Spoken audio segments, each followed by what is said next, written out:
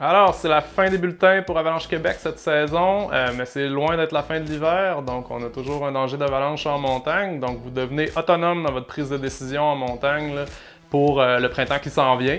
Donc, danger d'avalanche toujours présent, qui peut aller de faible à élevé, ça va être à vous de prendre des décisions en lien avec ça. Toujours des tempêtes hivernales possibles aussi. On l'a vu là, cette année, l'hiver s'accroche les pieds, donc toujours des possibilités de plaques avant. Souvent, cette nouvelle neige-là aussi va tomber sur des croûtes, donc des interfaces qui sont des fois fragiles. Surveillez les signes de réchauffement de cette nouvelle neige-là. S'il y en a, c'est une neige qui peut se déstabiliser rapidement avec le réchauffement.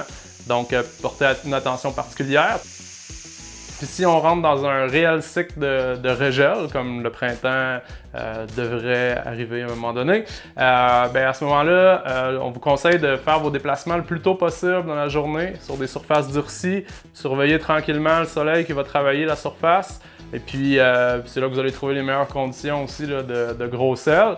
Et puis, ben, surveillez des réchauffements trop intenses. Les avalanches, c'est souvent les grands changements qui vont apporter ça, donc des changements drastiques.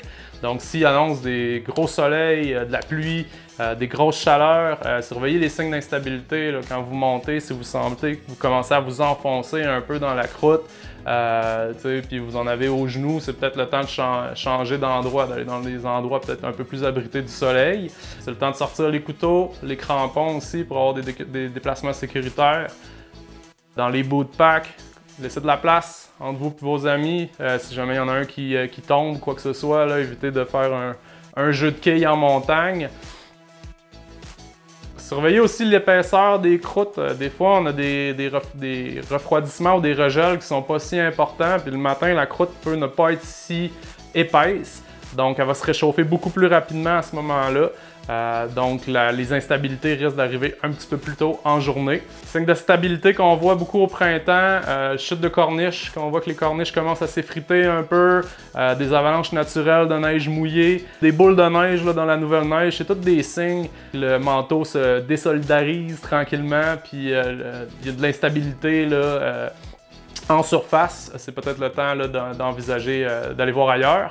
Puis ben encore une fois, on vous invite de partager vos informations comme on sera plus là pour véhiculer le danger. Le Mountain Information Network, là, les mines deviennent super importants. C'est que si vous observez des trucs en montagne puis vous voulez le partager avec la communauté de skieurs, ben on vous invite vraiment à le faire. C'est super important puis précieux. Puis maintenant, on peut le faire avec l'application mobile, donc il n'y a plus d'excuses pour ne pas le faire. Puis passez un beau printemps puis on se revoit la saison prochaine.